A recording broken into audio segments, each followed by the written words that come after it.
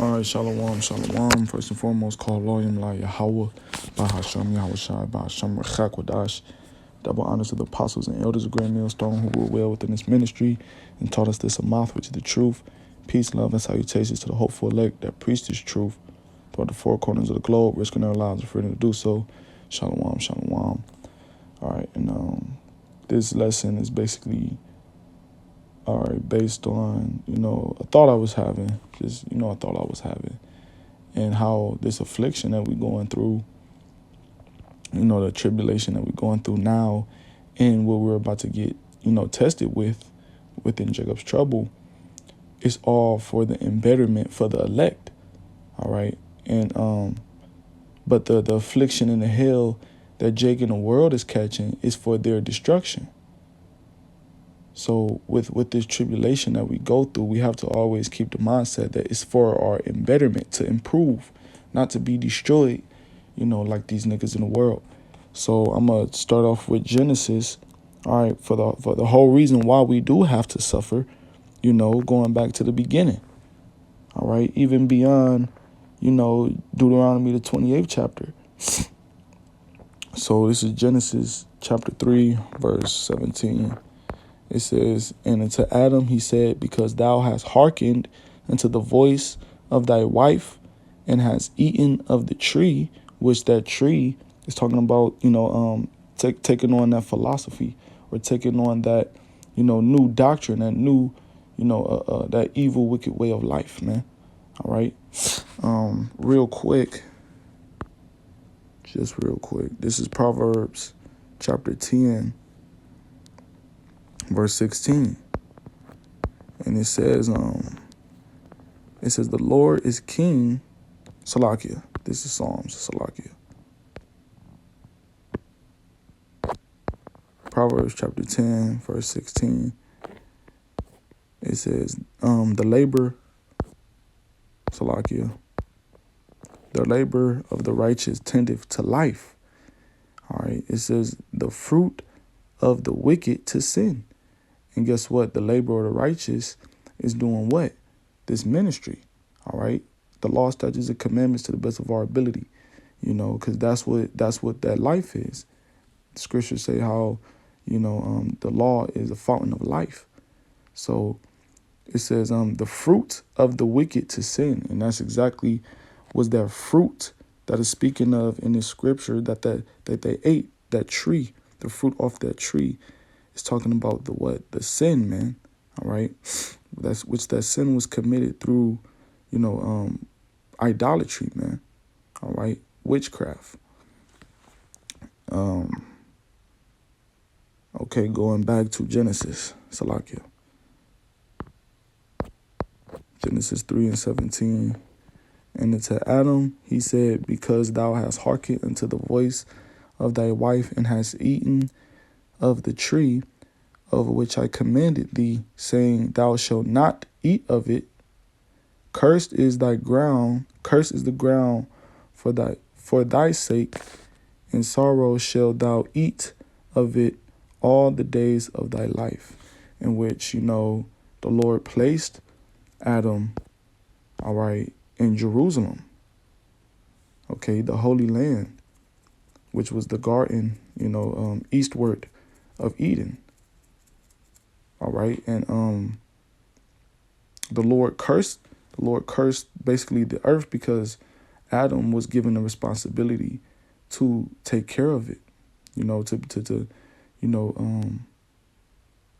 dress it and keep it. So with that being said, when Adam went off, that was a part of the curse as well.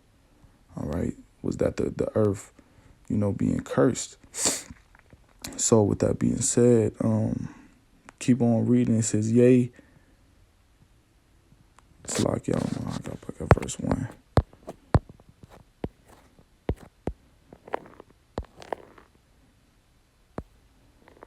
All right. It says, verse 18, and this is the point. Thorns also and thistles shall it bring forth to thee. All right. And those thorns and thistles also represent going through the affliction in hell in this place, man, in this world, in this earth, okay? Because that's what we're going through as a nation. All right, we're going through curses. We're going through everything, the odds being against us. We're going through our flesh being against us, man. You know, the nations are against us. Our own people are against us. Our woman is against us, man. Our nation of women are against us. The earth is against us. Everything on all sides is literally designed for Jake not to flourish righteously. So with that being said, that's the thorn, the affliction, the pain you go through, the curses, those thorns and thistles, all right, that we're going through as a nation. But us brothers in this truth, we're going through it for our embetterment. And first and foremost, let me grab this in Luke.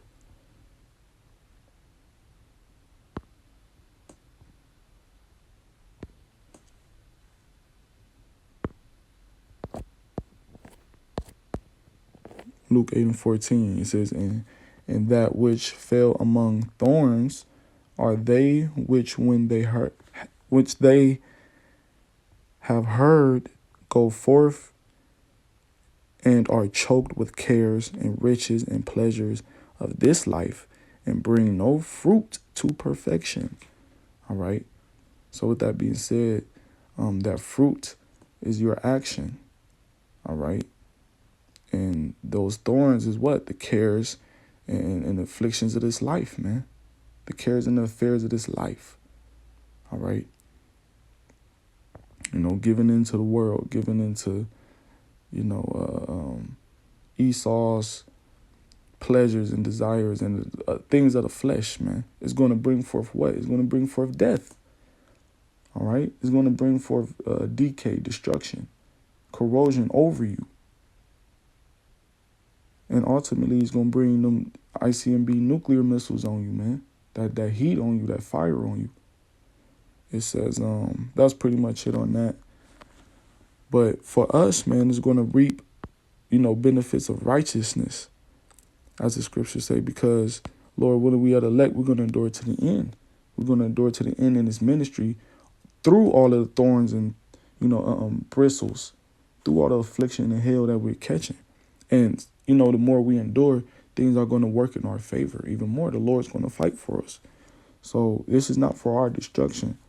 All right. These things is for our embetterment. And when we're going through it and, Satan is attacking and things get heavy, we have to remember and keep that in mind, that this is for our embetterment to grow. Let me grab this in Hebrews. Hebrews chapter 12, verse 11. Now, no chastening for the present seemeth to be joyous.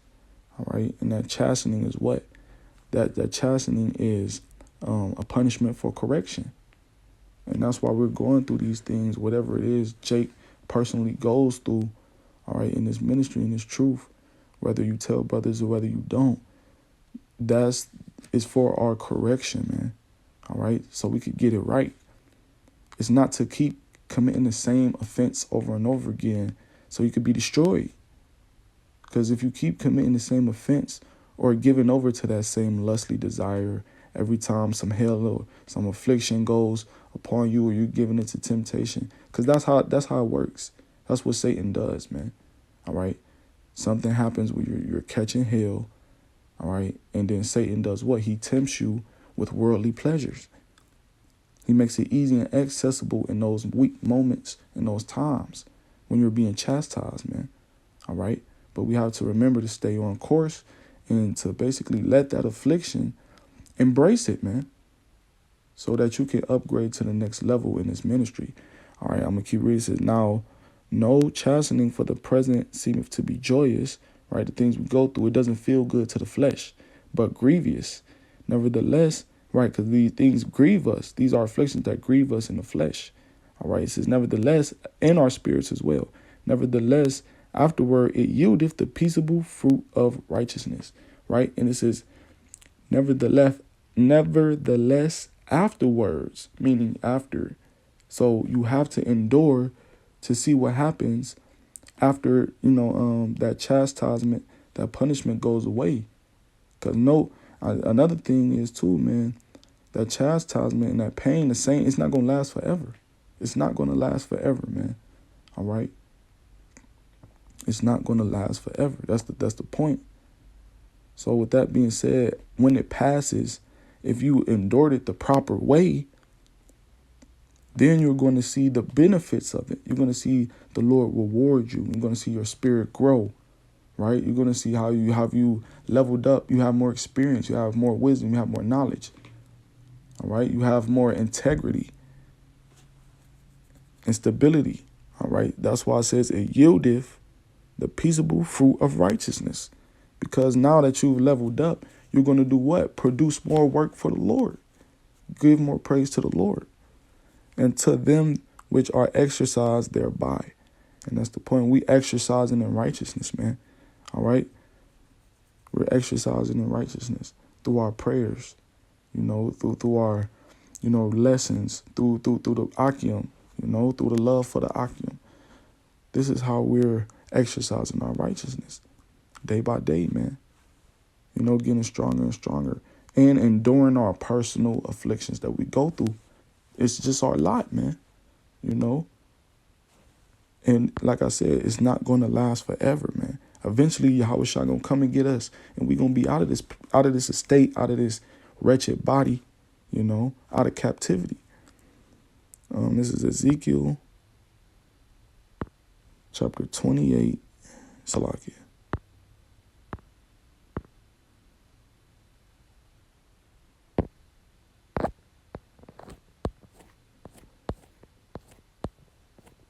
Ezekiel chapter 28, verse 24. And there shall be no more pricking briar unto the house of Israel, right? Which means what? There should be no more thorns in our sides. Jake ain't going to have bodily ailments no more. We're going to get new bodies, Jake ain't going to be in pain no more. Jake ain't going to be going off, being condemned in the mind because of our sins. Jake ain't going to be filthy or unclean. All right, we're going to be refreshed and new. We're not going to have we ain't going to be going through no more tribulation, no more curses, none of that. It says, nor any grieving thorn of all that are round about them. We ain't going to worry about the other nations, man. All right, we ain't going to worry about 2/3 niggas. We ain't going to worry about Keisha. We ain't got to worry about our family going off and, you know what I'm saying? All these different things that's against us in the world. We're not going to have to worry about that no more. Everything's going to be subject unto us and properly in order in the kingdom of heaven. It says that despise them and they shall, hate us. The people that hate us, man. People who act like they love us but inwardly hate us. It says, and people who hate you, bluntly, in your face, man. But it's more respectable when because now you could, decipher who's your enemy or not. Instead of being, worrying about who's deceiving you and being deceptive.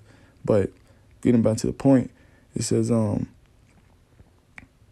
that despise them and they shall know that I am the Lord Yahweh, right? These people are going to know who Yahweh Ba'ashem Yahushua is. They're going to know who's doing these things, man. All right? The Lord. Everyone's going to know who the Lord is. Everyone's going to know who his son is.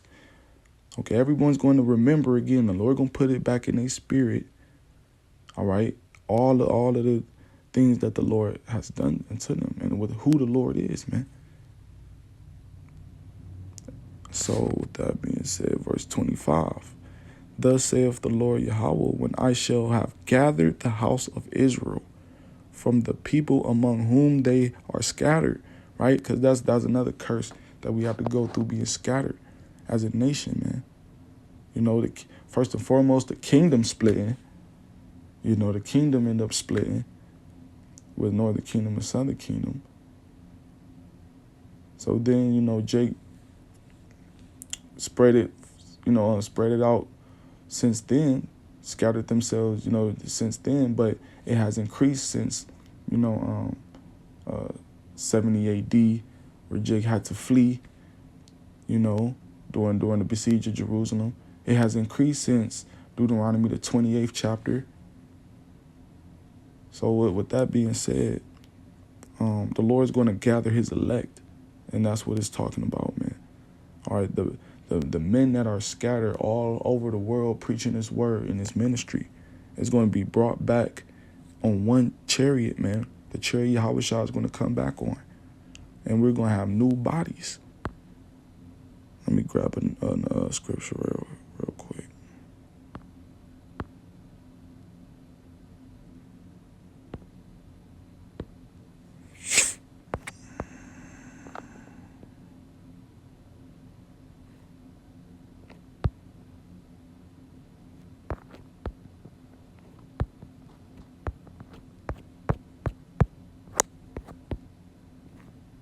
All right, this is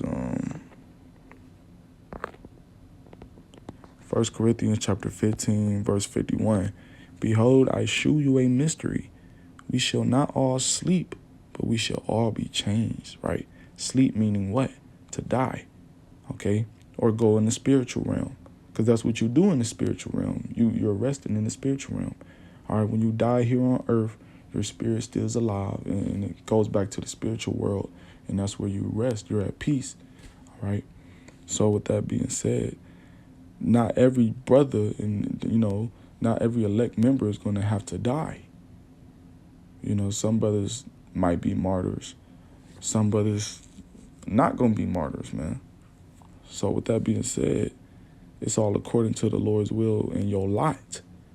It says we shall not all sleep, but we shall all be changed. How are we going to be changed? Verse 52, in a moment, in the twinkling of an eye, at the last trump. The last trump, speaking about what? When the missiles come, all right? When the missiles are coming and, Yahweh Shah and the chariots and the angels come back and all of these things are going on, the elect are going to be getting beamed up, and their bodies are going to be changing in a moment, in the twinkling of an eye, in a quick matter, in a very, very rapid manner. The Lord is going to, beam up his elect on those chariots. And it's going to be happening, fast. So with that being said, it says, for the trumpet shall sound and the dead shall be raised incorruptible, right? Those who did, let me see, it says, and the dead shall be raised incorruptible, and we shall be changed, right? The Jakes who had to be a martyr for this truth are no longer going to be incorruptible, man, right? Which means what? That their spirits are going to inherit that new body, man, to be changed. That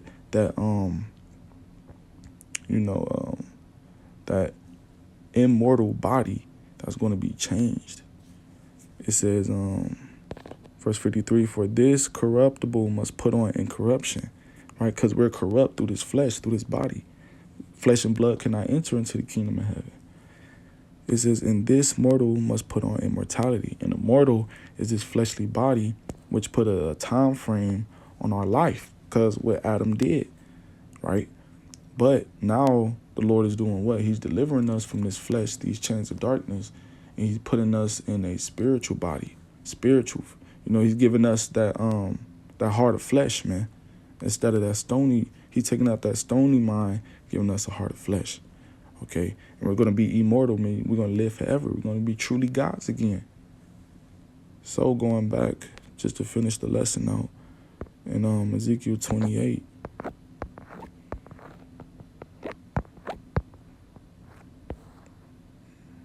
and I was at verse 25. I'm going to finish it out. Thus saith the Lord Yahweh, when I shall have gathered the house of Israel from the people among whom they are scattered, and shall be sanctified, which means we're going to be what? We're going to be cleansed.